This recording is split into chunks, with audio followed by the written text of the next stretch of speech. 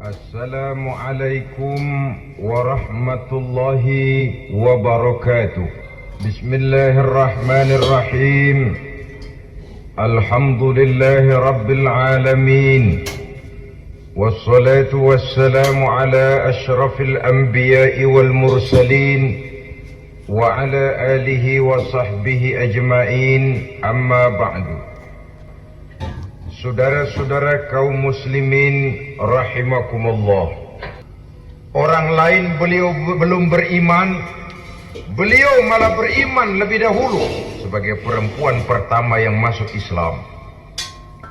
Orang lain memusuhi Nabi, beliau malah mengorbankan hartanya untuk membantu perjuangan Nabi. Istri setia semacam ini dengan peranannya sebagai istri yang sedemikian rupa memberikan andil yang sangat besar bagi kesuksesan dan keberhasilan seorang suami. Satu hari serombongan ibu-ibu pernah datang menghadap Rasul mengajukan satu resolusi, protes kalau bahasa kita sekarang. Ya Rasul, ada apa bu? Kalau laki-laki sih enak. Enak bagaimana? Iya, kalau orang laki-laki sholat, perempuan sholat. Laki-laki puasa, perempuan puasa. Laki-laki pergi haji, perempuan pergi haji. Laki-laki menuntut ilmu, perempuan bisa menuntut ilmu. Tapi kalau laki-laki pergi jihad, perang membela agama, kami perempuan tidak bisa ikut jihad perang di medan pertempuran. Padahal pahala jihad sangat besar dan kami ingin mendapat pahala jihad. Tidak adil kalau begini ya Rasul, izinkan kami pergi jihad. Ini perempuan di zaman Rasul, kalau ada kebaikan tidak bisa ikut, rasanya rugi bukan main, lalu protes. Apa jawab Rasul? Beliau senyum. Ibu-ibu jangan khawatir, walaupun ibu-ibu tidak maju ke medan perang, ada ibadah yang pahalanya sama dengan pahala jihad itu. Apa ya Rasul? Beliau menjawab, jihadukunna fi baitikunna. Jihadnya ibu-ibu, jihadnya kaum wanita adalah di rumah tangganya sebagai istri. Memasak makanan suaminya, mencuci pakaian istrinya, mengasuh, merawat dan membesarkan anak-anaknya. Itu seluruhnya bagian daripada ibadah yang pahalanya tidak kurang dengan pahala jihad. Bagaimana dia merawat anaknya, bagaimana dia menaruh perhatian terhadap anaknya, bagaimana ia melimpahkan kasih sayang kepada anak-anaknya, akan membentuk kepribadian anak dan artinya membentuk generasi yang akan datang. Kalau seorang ibu sudah cuek-cuek saja kepada anaknya, padahal Quran mengatakan al-jannatu tahta aqdamil ummahat, surga di bawah telapak kaki ibu. Hadis ini bisa kita artikan macam-macam. Pertama, anak tidak akan mendapat kebahagiaan tanpa ridho daripada ibunya. Kedua, ibu adalah wanita agung yang harus ditaati. Ketiga, neraka atau surga anak bergantung kepada ibu, bagaimana dia mewarnai anak. Kalau ibunya cuek-cuek saja sama anaknya, dan sering jadi contoh klasik, kalau anak ayamnya beduk maghrib belum pulang, satu RT dicariin, hansip diundang, kalau perlu dan ramil dilaporin. Ibu bapaknya yang mewarnai anak. Ibaratnya anak itu kertas putih, mau ditulis tinta hijau warnanya hijau, mau ditulis tinta merah warnanya merah, mau ditulis tinta hitam pun warnanya hitam. Oleh karena itu pembentukan anak yang soleh secara mental sesungguhnya sudah diwarnai oleh kebiasaan ibu bapak dalam pergaulan di rumah tangganya secara mental. Sehingga dengan demikian saudara-saudara, salah kaprah ibu dalam mengarahkan anak-anaknya akan melahirkan generasi penerus yang sungguh-sungguh tidak kita harapkan, dan pada gilirannya akan membahayakan perkembangan bangsa dan negara, membahayakan kita sebagai suatu umat. Saudara hadirin yang saya muliakan, lalu dalam peringatan hari-hari besar nasional ada yang namanya Hari Ibu. Hari Bapak nggak pernah diperingati. Ada Hari Ibu, dan ibu itu pun ada Ibu Kartini, ada Ibu Dewi Sartika, dan macam-macam lagi yang seluruhnya merupakan refleksi dan gambaran betapa peranan kaum wanita di dalam kehidupan ini yang memang banyak mewarnai dan menjadi warna dari suatu kegiatan. Saudara-saudara kaum muslimin rahimakumullah, apabila yang pertama tadi kita melihat peranan kaum wanita sebagai istri, betapa ia berpengaruh besar dalam ikut menunjang keberhasilan dan kesuksesan suaminya. Kemudian pada peranannya yang kedua, wanita sebagai ibu di rumah tangga, betapa ia ikut membentuk, mempengaruhi, mewarnai dan membimbing kepribadian anak sebagai generasi penerus.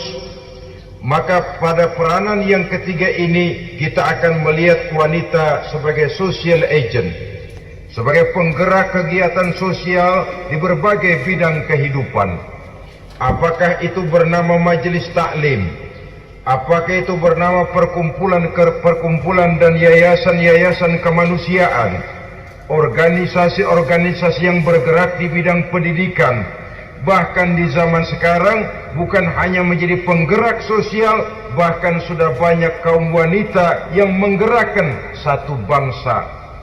Dunia mengenal Margaret Thatcher, dunia mengenal Indira Gandhi, dunia mengenal Bandara Naike, dunia mengenal Corazon Aquino, dunia mengenal Golda Meir dulu itu dari Israel. Dunia mengenal Imelda Marcos yang ambisius, tapi yang kemudian melangkah kepada jalan yang negatif dari tujuan semula. Ini bukan hanya sekedar social agent, tapi bahkan sudah mengarah kepada menggerakkan dan mewarnai suatu bangsa. Islam membuka pintu ke arah itu. Wanita duduk dan berfungsi sebagai social agent, mengurus berbagai macam perkumpulan yang bertujuan kepada kebajikan, menyantuni yatim piatu, memelihara kesehatan, menyayangi binatang, memelihara kelestarian lingkungan dan lain sebagainya. Islam membukakan pintu sepanjang peranan sebagai istri dan sebagai ibu tidak diabaikan.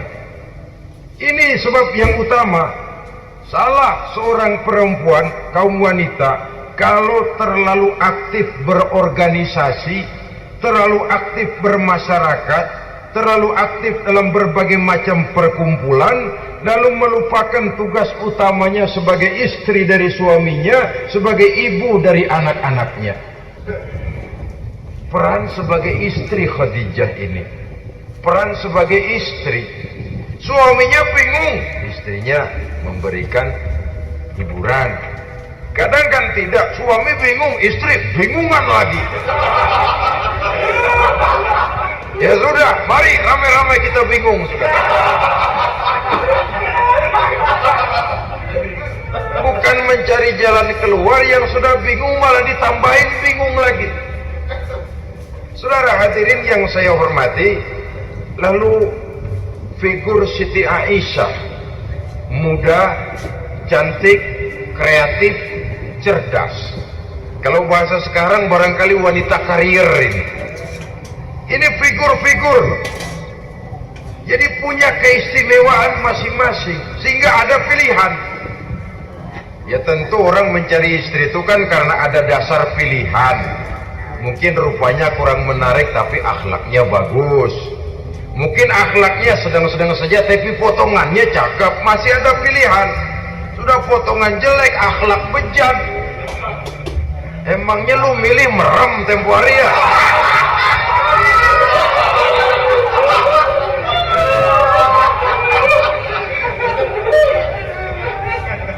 Sudah nggak ada pilihan apa-apa.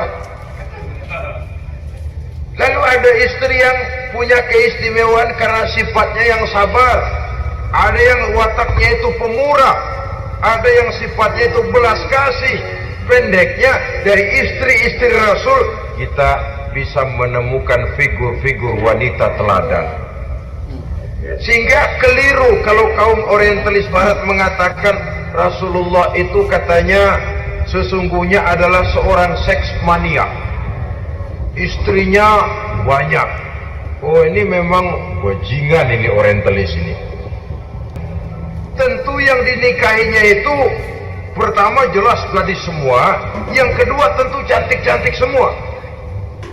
Dari istri-istri beliau yang dikawininya dalam keadaan gadis cuma Siti Aisyah. Selebihnya janda. Apa pertimbangannya? Menyantuni yatim-yatimnya,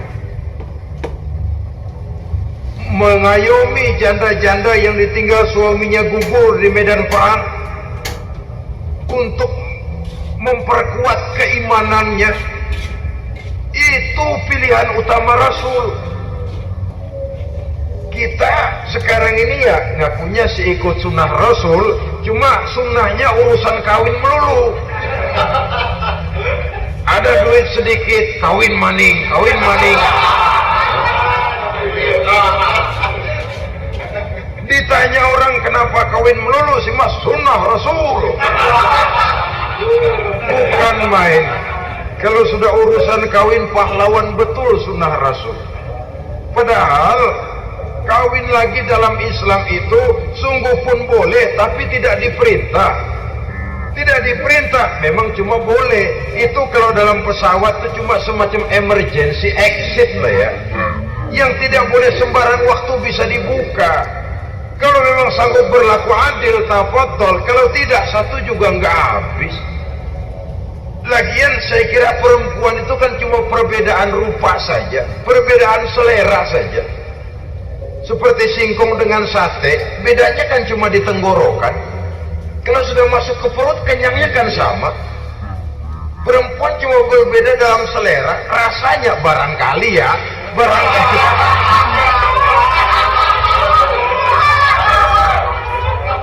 Barangkali tidak jauh beda.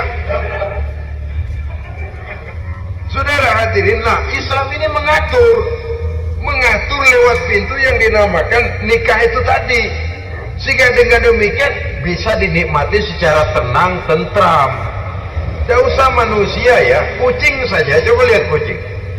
Kalau ikan dia boleh nyolong, kucing itu boleh curi, makannya nggak tenang kucing. Coba lihat ini. Asal dia nyolong ikan, makannya juga mindik-mindik.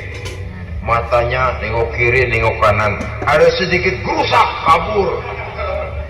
Secara nalurinya kucing tahu kalau ini ikan curian, makannya nggak tenang dia. Tapi kalau ikan kita kasih, kucing anteng, geledek juga nyamber, manteng aja dia. Nalurinya mengatakan ini ikan dikasih sama yang punya, tenang dia. Saudara hadirin yang saya hormati, orang gak gitu.